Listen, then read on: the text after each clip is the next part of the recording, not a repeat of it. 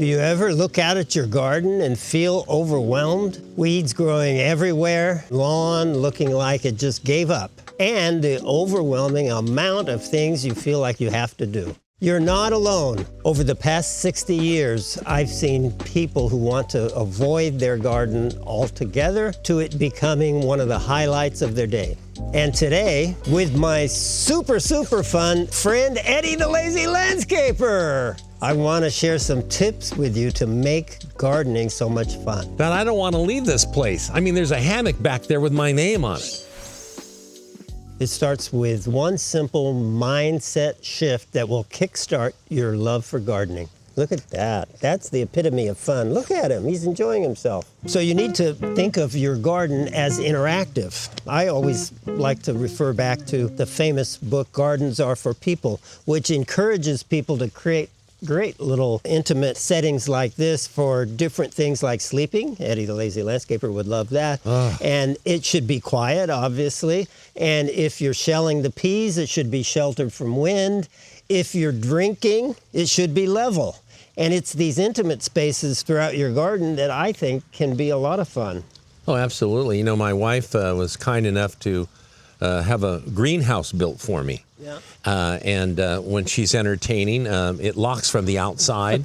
And but it's a quiet space for me, and it's a quiet space for her too. Yeah. So think about your own life and what you could use your garden for. Some people might want to have a place to talk to their neighbors or wait for a ride. There's all kinds of special uses you can get out of spaces in the garden that can make your life a lot more fun. What is it for you, Eddie? Well, I'll tell you, we recently put in a pergola with a roof so that we can be there year-round. And so this winter, for the first time, we're going to have a fire pit there now. Oh, yeah. Yeah, and that'll be nice. And I can wave to my wife inside the house, but it's really a neat area of our yard that now we're utilizing year-round. To me, this is a great setting just to sit here and talk to you and look at those two fabulous cork oaks. You know, you were talking about having fun, and this garden has both an Asian influence and of course, the fine work that you've done here as a landscape architect. But I think if you have fun and you have the Asian influence, I guess I would call that feng shui. Ed, have you noticed that Japanese maple over there in the corner behind the Japanese lantern? It's hard not to notice that contrast with the green and the lantern there. It really looks, that's just picture perfect. Let's go check it out. It's a great example of our next point. Now you might be thinking, what about weeds, fertilizer, and all the technical stuff involved in gardening? I can't just ignore all that, right? Would you believe me if I told you all of that stuff can be addressed in 15 minutes twice a year? Oh, now you've got my attention.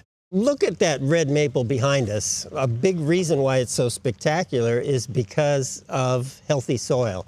And it's that healthy soil that is the key to simplifying everything about gardening and keeping it fun. If you figure out a way to make your soil full of beneficial life, that's the first step and one of the main steps to having a garden that requires a lot less maintenance.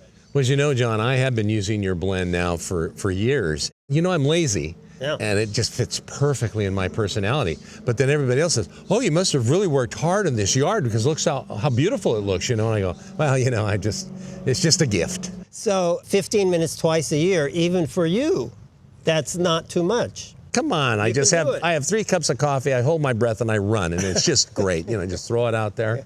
Yeah. We should include that on the label. Making your soil healthy allows you to not stress about a lot of things that people might stress about. So you're on your way to a fun garden or landscape because you're removing basically all the pressures of gardening. The plants are doing great here, and we've fed the soil with blend more than once. All of this used to be asphalt, so we had a challenge in making the soil healthy and full of life. We're really happy with the progress we've made in the quality of the soil, and we think that's why everything is doing well.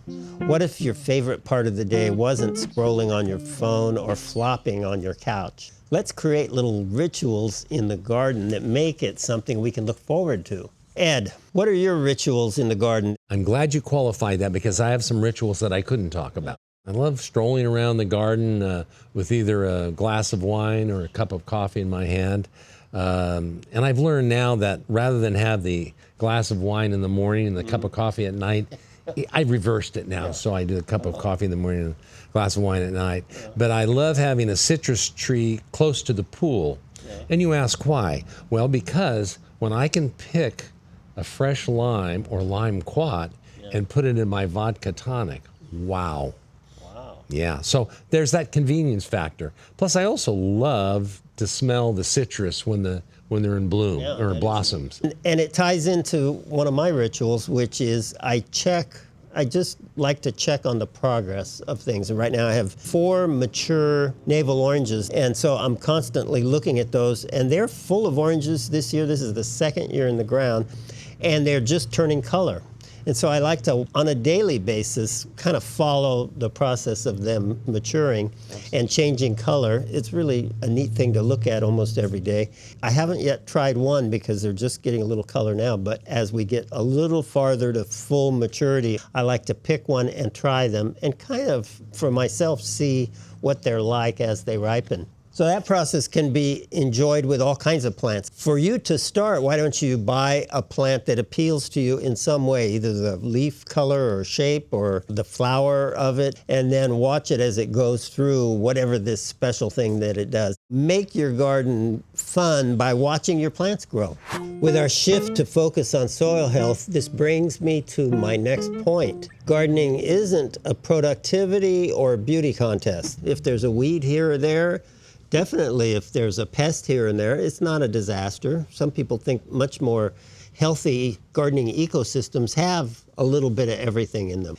And plants, I think, are more beautiful when you allow them to achieve their natural form. And a lot of them like to spread out. And when they do that, they look very unique and special. When you club them into submission, they don't look unique. They just look like a bunch of shapes you remember from geometry. So if you're designing a garden that is more natural looking, that plays into this idea of kind of letting things be.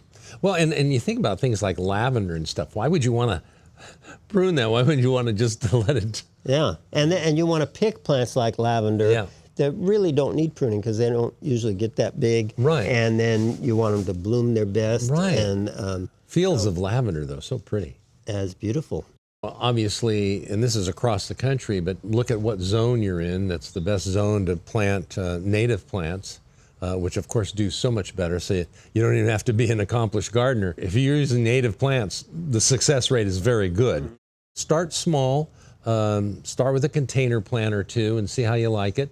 And then if you really like that, you can do more of those things. Or you can do a little vegetable garden or just a little herb windowsill garden if you want to. A little different wrinkle on that is a fun thing to me is try to go outside your zone a little bit and see if you can, for instance, using our products, if you get that soil perfectly healthy, you can get plants to tolerate cold outside its zone limit and heat outside its zone limit. So if you really get into gardening, you might want to challenge the zone that you're supposed to grow things I agree in. with you. I think the more you get into it, then you want to do those kind of things.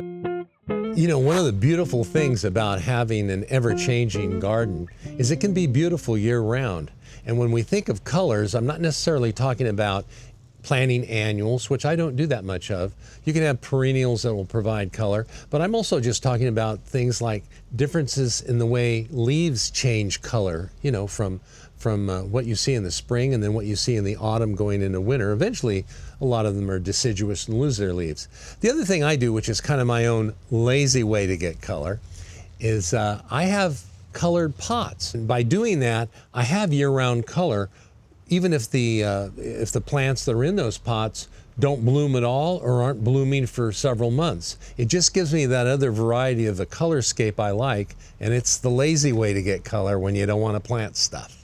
Speaking of color, what about this Santa Barbara salvia? It's a dwarf salvia. Oh, yeah.